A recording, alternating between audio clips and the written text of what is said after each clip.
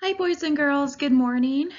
Today we are going to cover Unit 10, Westward Expansion Before the Civil War, and we're going to be reading chapters 1 and 2.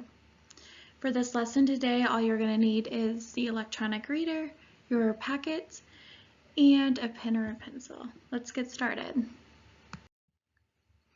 Our agenda today, I'm going to state the objective of what you're expected to learn. I'm going to discuss our big question. I will read chapter 1 to you. You're going to read chapter 2 on your own. I'm going to explain expectations of student work, and then I'm going to give you some reminders and say our goodbyes. So our objective today is, I can explain the reasons why people wanted to travel west during the 1700s. That's chapter 1.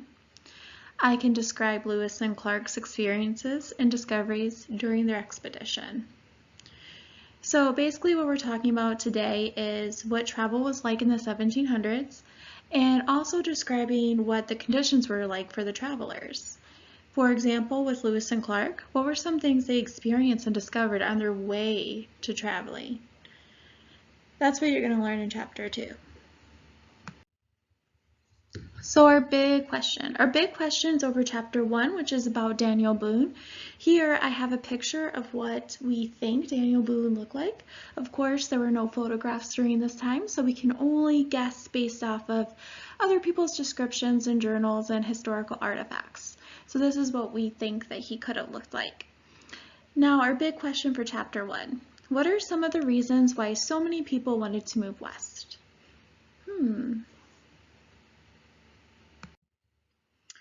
Before we begin reading about chapter 1, something to keep in mind that this was a different time period. In the 1700s, there wasn't a lot of technology like we had today. We couldn't fly, drive to get around to where we needed to go. So today I want you to listen for why people wanted to travel west when traveling was so difficult.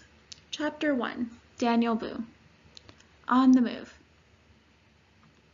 With travel so difficult in the 1700s, you would expect most people to stay close to home. Most did, never going more than a few miles from their farm or village. But there were some daring Americans who, despite all the hardships of travel, set off in the search of new beginnings. Here you can see a picture of a family that is traveling by wagon, and it looks like they're about ready to join the thousands who are traveling west.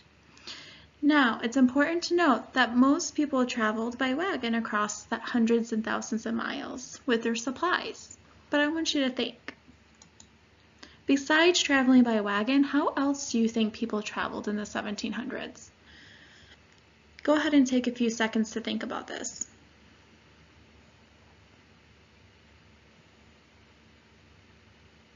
If you guessed that people would travel by foot, you are correct. If you said by horse, that is also correct too. A lot of people who didn't have wagons either traveled by their horses or by foot. Now it's important to remember that traveling during this time was very strenuous and took a long time to get to place. Let's continue. So what drove these people despite all the obstacles of travel? Some were in search of adventure. Some sought new, rich land for farming. Still others simply wanted a place where they could start over, and so they moved west. They came to be known as pioneers. A pioneer is one of the first people to settle in a region. In lands unknown to them, they learned to be self-reliant, meaning they didn't need help from other people. Moving west. Hunters and trappers first led the way into the lesser-known areas of one of the most famous was Daniel Boone. Born and raised near the edge of the Pennsylvania's wilderness, Daniel received his first rifle when he was 12 years old. He became a skilled rifleman. Daniel loved to spend time with the Native Americans who lived nearby, and they taught him how to hunt and trap forest animals. When Daniel was 16, his family moved to North Carolina. Along the eastern side of the Appalachian Mountains, at that time, a small number of settlers lived in the wilderness there. Daniel began spending several months each year in the woods, with only his rifle for company. He hunted for his food and slept under the stars. He earned his money by selling the furs of the animals he killed. For some, the fur trade was fairly profitable business. Daniel eventually grew up, got married, had a family, and started a farm. But the wilderness had a hold on Daniel Boone's imagination and would not let go. Every autumn after harvesting the crops, he headed back to the forest. He lived there until the spring, when it was time to plant the next year's crops. So it sounded like that Daniel Boone was a real outdoorsy guy. It sounds like he really enjoyed hunting and trapping and being out in the wilderness. The Wilderness Trail. The Western Frontier marked the end of the area settled by Americans and the beginning of unknown land or wilderness. By 1760s, the frontier reached the Appalachian Mountains, but there it stopped. The mountains formed a physical barrier to the west. In addition, the British issued an order that prevented settlers from moving beyond the mountain range. They did this to prevent possible conflicts with Native Americans who lived on these lands. For years, Daniel Boone had heard other hunters and traders tell of a rich land on the other side of the Appalachians. They said an old Native American trail called the Warrior's Path led the way. Although Boone searched for the trail several times, he failed to find it.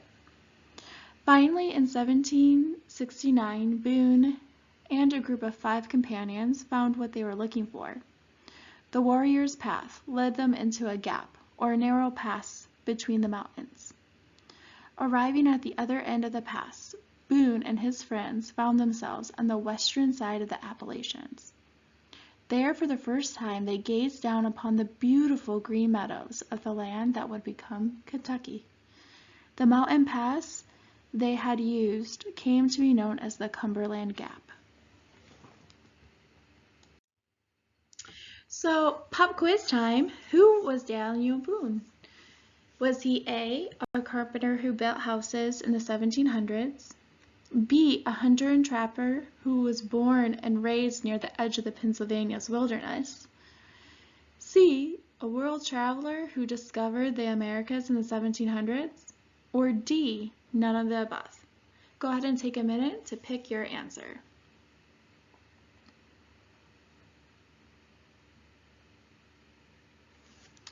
If you said your answer was B, a hunter and trapper who was born and raised near the edge of the Pennsylvania wilderness, you would be correct. Continuing about Chapter 1, Daniel Boone.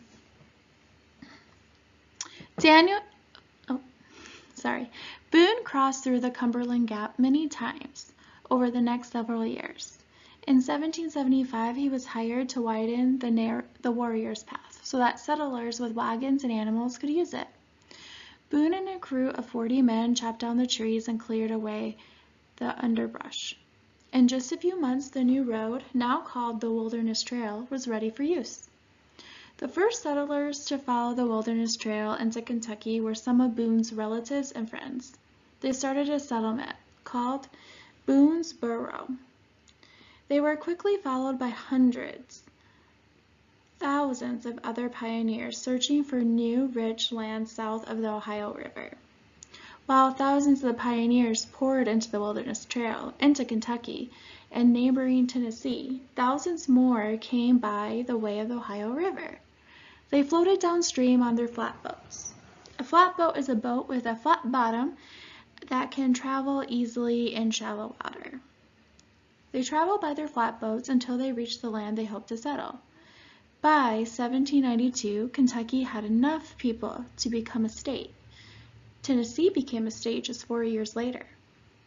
During those same years, pioneers also moved into the land north of the Ohio River, known as the Northwest Territory. Most of the pioneers settled along the Ohio River or near the streams that emptied into it.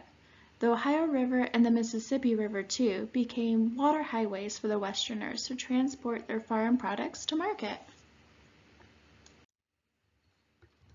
How did Daniel Boone encourage Western expansion? Did he A, his explorations inspired others to follow? B, he came upon the warrior's path and expanded it into the wilderness trail? C, he gave money to everyone that followed him on his travel? Or D, A and B is correct? Give you time to select your answer. What do you think?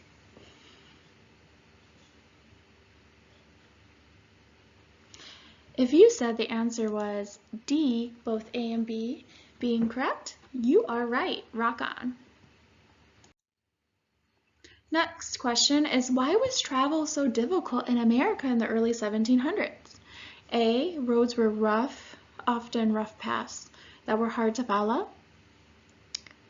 C, most people traveled by foot. B, both A and C are correct. Or D, none of the above.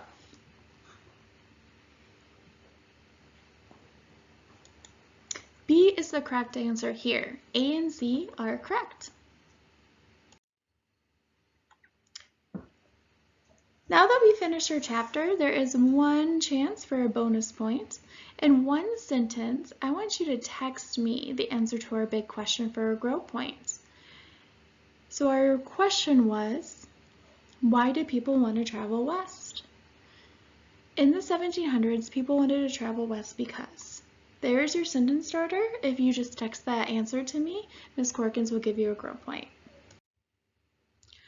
Now that we read chapter 1, it's time for you to read chapter 2.